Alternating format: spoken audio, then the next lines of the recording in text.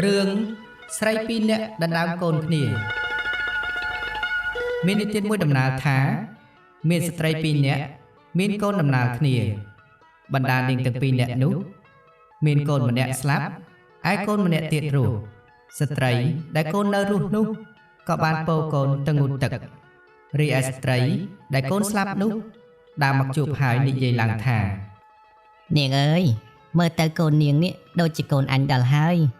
តើអញសុំពោនឹងថៅកូននាងបន្តិចបានទេស្ត្រីជាម្ដាយក៏ឲ្យកូននោះទៅស្ត្រីនោះទទួលយកមកថើបនិងបំពេហើយក៏បានដើរយកកូននោះទៅកាន់ទីលំនៅរបស់ខ្លួនទៅស្ត្រីជាម្ដាយឃើញដូច្នោះបានស្រែកឡើងថាណែនាងតើនាងយកកូនអញទៅណាហេកូនអញទៅតើមិនបានថាកូននាងឯងទៅវិញស្ត្រីទាំងពីរនាក់ឆ្លុះប្រកែកដណ្ដើមកូនគ្នាទៅវិញទៅមកមិនដាច់ស្រេចសោះហើយក៏បាននាំគ្នាទៅប្តឹងដល់ចៅក្រមស្ត្រីដែលជាអ្នកដណ្ដើមកូនគេនោះក៏បានប្តឹងឡើងថា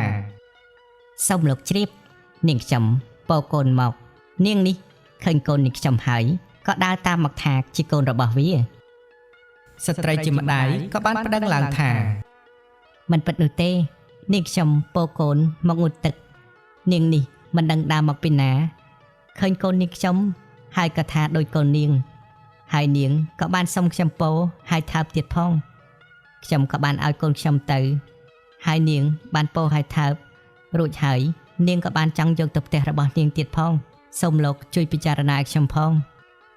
លោកចៅក្រមបានស្ដាប់រឿងរ៉ាវចប់ហើយក៏ជំរុំជម្រះ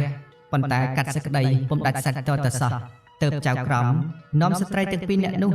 ទៅក្រាបបង្គំទូលព្រះមហាក្សត្រដោយនៅដំណើរនោះទៅព្រះមហាក្សត្រទ្រង់ជ្រាបដឹងសពគ្រប់ដំណើរដើមតោងអស់ហើយទើបព្រះអង្គព្រះចិន្តាពិចារណា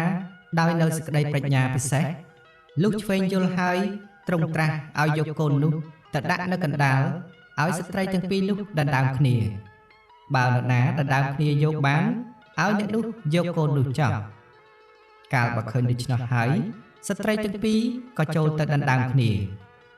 ស្ត្រីកូនស្លាប់នោះក៏ចាប់យួរយកភ្លាមដោយពុំបានគិតបាក់ដៃបាក់ជើងដោយឥតមេត្តាករណាចំពោះកូននោះឡើយឯស្ត្រីជាម្ដាយខឹងនឹងស្ត្រីនោះណាស់ប៉ុន្តែមានចិត្តអាណិតអាសូរដល់កូននោះក្រៃពេកលុះឃើញស្ត្រីនោះខំពុះពៀដោយមិនបានគិតដូច្នោះក៏ខ្លាចកូនបាក់ជើងបាក់ដៃក៏បានលែងកូនឲ្យទៅស្ត្រីនោះទៅព្រះមហាក្សត្រទ្រង់ឃើញដូច្នោះហើយក៏បានមានបន្ទូលឡើងថាបានហើយឈប់សិននាងដែលលែងកូនឲ្យបានទៅគេនោះគឺជាម្ដាយពិត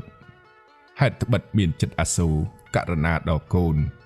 ស្រីដែលបានដណ្ដើមយកកូនទៅបាននោះពុំមែនជាម្ដាយពិតនោះទេព្រោះឥតមានចិត្តអាណិតអាសូរចំពោះកូនបន្តិចសោះខំដណ្ដើមយកតែឈ្នះដៃទ្រង់មានព្រះបន្ទូលដូច្នោះហើយក៏ទ្រង់កាត់សេចក្តីឲ្យបានកូនទៅជាស្ត្រីម្ដាយវិញឯស្ត្រីដែលដណ្ដើមកូនគេនោះព្រះអង្គក៏យកទៅផ្ដន់ទាទោសឲ្យរៀងចាលហោង